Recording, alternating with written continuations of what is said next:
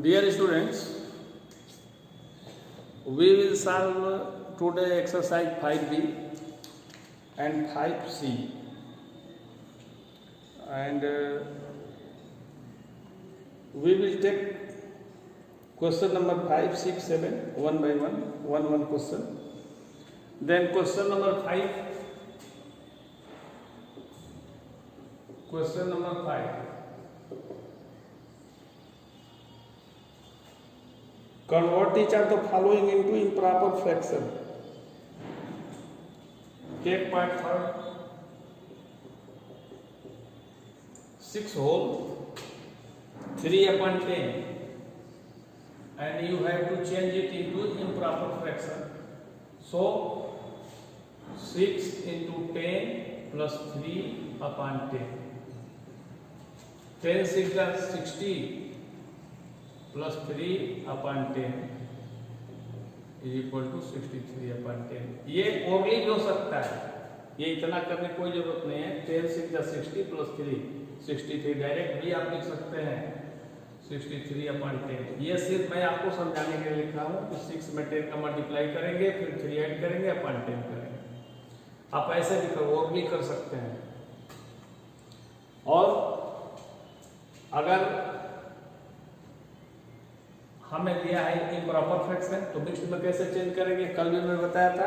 आज भी question number 6 का एक आध पार्ट लेते हैं हम लोग. Question number 6 part second. 62/7 change into mixed fraction. Then divide 62 by 7. 7 at the 56. 6. Here the remainder is 6 and quotient equal to 8. So it will be 8 whole 6/7.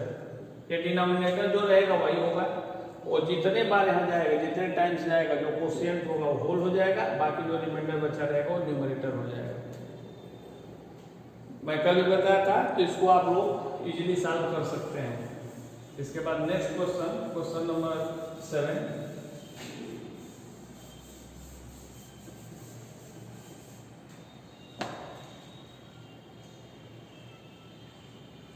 Fill up the blanks with greater than, less than और equal to 7. Question number 7.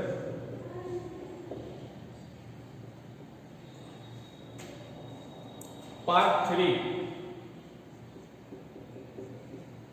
3/4. Here is a block and 1. Put the mark. अब आपको बताना है कि 3/4 बड़ा है या 1 बड़ा है. कल हम लोगों ने पढ़ा था कि कोई भी प्रॉपर फ्रैक्शन 1 से कम होता है. प्रॉपर फ्रैक्शन मतलब जिसका न्यूमरेटर डिनोमिनेटर से छोटा होगा, ऐसा फ्रैक्शन 1 से क्या होगा, लेस होगा, छोटा होगा. तो लेस होगा तो हम लोग ऐसे पुट कर देंगे. Means 1 is greater than 3/4. कितना हूं बड़ा फ्रैक्शन लिखा हो, सपोज मैंने लिखा है 379/100. ये इतना बड़ा लिखा है, लेकिन इसका न्यूमरेटर जो डिनोमिनेटर से छोटा है, इसलिए this will be also less than 1. ये भी छोटा होगा. कोई भी फ्रैक्शन हो, अगर उसको प्रॉपर फ्रैक्शन अगर है तो उसकी वैल्यू 1 से कम ही होगी. एक और देखते हैं इसका पार्ट 4. 6/6 या ब्लॉक है या 1 है. 6/6 को सिंप्लीफाई करेंगे तो ये 1 हो जाएगा. देन 1 इज इक्वल टू 1, ऐसे हो जाएगा. तो बस आप यही ध्यान रखें कि कोई भी प्रॉपर फ्रैक्शन जो होगा 1 से लेस होगा, 1 से बड़ा हो नहीं सकता. ये तभी ग्रेटर होगा जब इसका न्यूमरेटर डिनोमिनेटर इम्प्रॉपर फ्रैक्शन हो, तभी 1 से ग्रेटर होगा. प्रॉपर फ्रैक्शन होगा तो लेस ही होगा.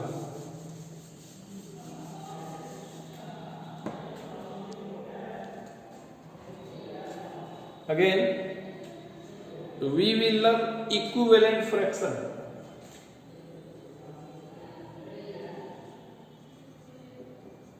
Equivalent fraction,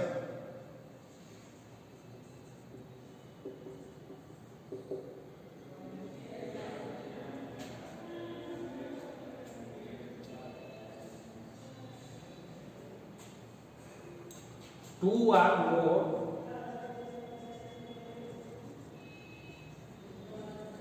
or more fractions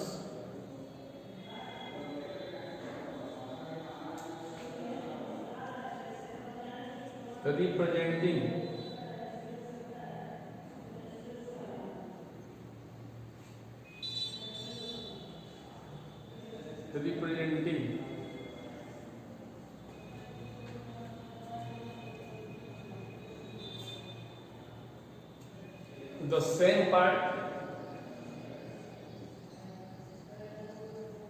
the same part to the whole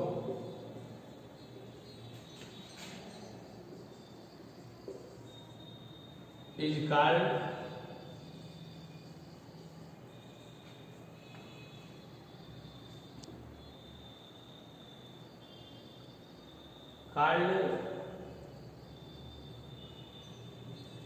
an equivalent fraction.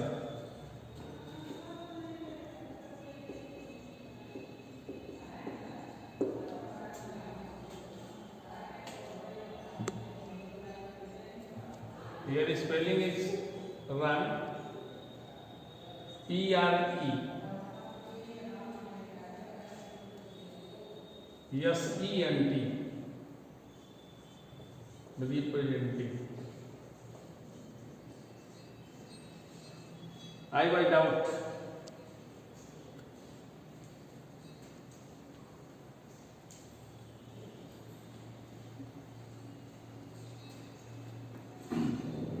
as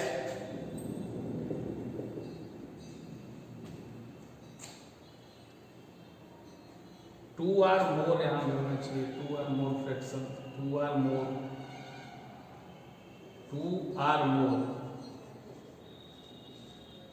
more fractions. Okay guys, 3/4 and 6/8. अगर इसको भी हम सिंप्लीफाई करेंगे तो 2 3 या 6, 2 4 जाएगा, ये भी 3/4 हो जाएगा. सो 3/4 इज इक्वल टू 6/8. सपोज करिए 5/15 इज इक्वल टू 7/21. कैसे? 5 1 जा 5, 5 3 जा 15, 1/3 इज इक्वल टू 7 1 जा 7, 7 3 जा.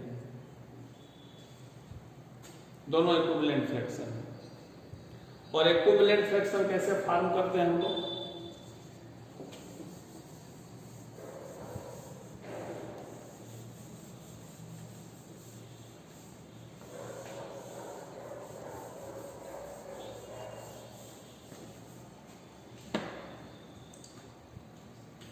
सपोज करिए आपको 2/3 दिया गया है और कहा जाएगा इसका 4 इक्विवेलेंट फ्रैक्शन आप लिखिए. तो वेरी सिंपल, बिल्कुल लिख सकते हैं आप. इसको लिखेंगे 2/3 इंटू 2 इंटू 2 से न्यूमरेटर में भी और डिनोमिनेटर में भी मल्टीप्लाई कर लीजिए. ये हो जाएगा 4/6. फिर इसके बाद 3 से इसमें मल्टीप्लाई कर दीजिए. 2/3 इंटू 3/3, 6/9. फिर इसमें 4 से मल्टीप्लाई कर दीजिए. It will be 8/12. Again multiply with 5/5, 5/5. It will be 10/15. ये 1 2 3 4 हमको फ्रैक्शन दिए. सभी के सभी इक्विवेलेंट हैं. अगर इसको सिंप्लीफाई करेंगे तो आपका 2/3 ही आ जाएगा. मीन्स 4/6, 6/9, 8/12, 10/15. ये इक्विवेलेंट फ्रैक्शन है. और ऐसे ही निकालते हैं. पहले 2 से मल्टीप्लाई करेंगे, फिर 3 से करेंगे, फिर 4 से करेंगे, 5 से करेंगे, 6 से करेंगे. जैसे पूछेगा क्वेश्चन वैसे करेंगे।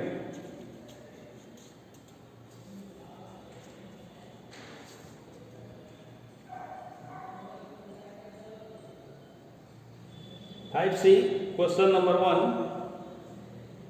Right 5 fractions equivalent to each of the following. इसका इक्विवेलेंट फ्रैक्शन लिखना है, इसको आप लिख सकते हैं। Which of the following are the pairs of equivalent fraction. कौन सा इक्विवेलेंट फ्रैक्शन है इसको चेक करना है। Question number 2, question number 2,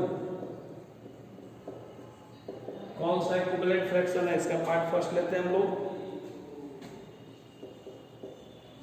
5/6 and 20/24। इसको सिंप्लीफाई कर लेते हैं। 4 5 जा 4 6 जा 5/6। Therefore 5/6 and 20/24 are equivalent fractions. Equivalent fractions. ऐसे आप चेक करके लिख सकते हैं। क्वेश्चन नंबर 3 देखते हैं। Find the equivalent fraction of 3/5। 3/5 और इसका डिनोमिनेटर होना चाहिए 30। कितना होना चाहिए? 30। तो 5 में कितना से मल्टीप्लाई करेंगे तो 30 आएगा। 5 6 जा 5 6 जा। अगर ऐसे समझ में नहीं आएगा तो 5 से डिवाइड कर दीजिए 30 में। 5 से डिवाइड करेंगे 30 में 6 आ जाएगा। उस 6 का 3 में मल्टीप्लाई कर दीजिए। 6 3 जा 18। मीन्स डिनोमिनेटर में अगर 6 से मल्टीप्लाई हुआ है तो न्यूमरेटर में भी उतने उसी नंबर से मल्टीप्लाई होगा। इसी तरह इसका सेकंड पार्ट है न्यूमरेटर। 3/5 का न्यूमरेटर होना चाहिए 24। न्यूमरेटर होना चाहिए 24। तो 3 8 या 24 होगा तो 5 में भी 8 का मल्टीप्लाई कर देंगे। 5 8 या 40। लाइक दिस आप अदर प्रॉब्लम्स भी सॉल्व कर सकते हैं।